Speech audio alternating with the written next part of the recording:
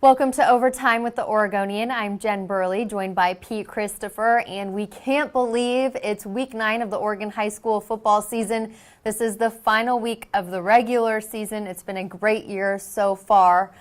Our game of the week is Lake Oswego against Lake Ridge. Pete, you were at Lake Ridge yesterday. What were they talking about with this huge rivalry game on Friday? They're really excited to take the field on Friday. They're ready to play.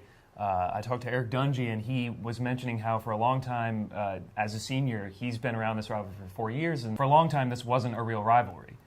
Lake Oswego had gotten the better of them for several years running, until last year when Lake Ridge got the 20-14 win. I think the Pacers are out to prove that that wasn't a fluke, that they can really compete in this rivalry, and they do see Lake Oswego as kind of the grand finale, and a fitting grand finale for the season. You were out at Lake Oswego yesterday. What did the Lakers say?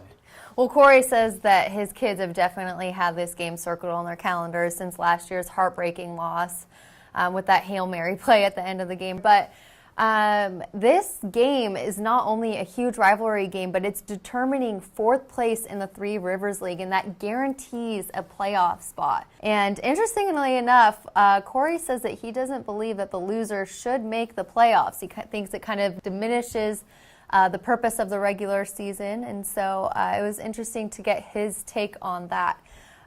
Lake Oswego Lake Ridge is obviously one of the best rivalries in the state of Oregon, which got us thinking about some other good rivalries in the state that are going to be squaring off on Friday in the final week of the regular season.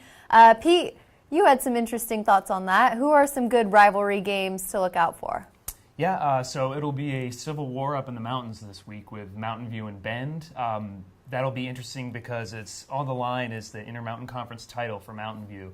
If they win the conference outright, and that has always been a strong rivalry matchup. Other than that, we've got Lincoln-Wilson, which is very interesting for the Portland rivalry because it's kind of the renewal of this rivalry. These two teams have played in the past few years, but as non-conference opponents with the murkiness of the special districts in the past few years, this rivalry kind of got lost, and this will be the first year that they're facing off as PIL foes in the last week of the season. It'll be really interesting to see what happens there.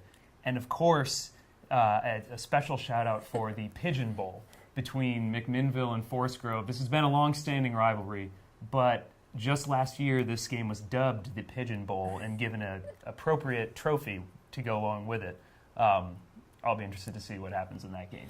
Yes, very excited to see who gets to take home that Pigeon Trophy after Friday night. Another rivalry coming from the Metro League. This is a long-standing rivalry between Jesuit and Beaverton High School. The two schools are only about a mile away from each other, so they're very close in distance. And even though Beaverton hasn't been that competitive with Jesuit, people might think that the Holy War is a bigger rivalry for the Crusaders. They bring a lot of passion into this game, and a win on Friday would give Jesuit an outright Metro League title. So we'll be looking at that game as well. Make sure to go to OregonLive.com throughout the rest of the week to look for our coverage of our game of the week. Thanks for joining us on Overtime with the Oregonian, and we'll see you next time.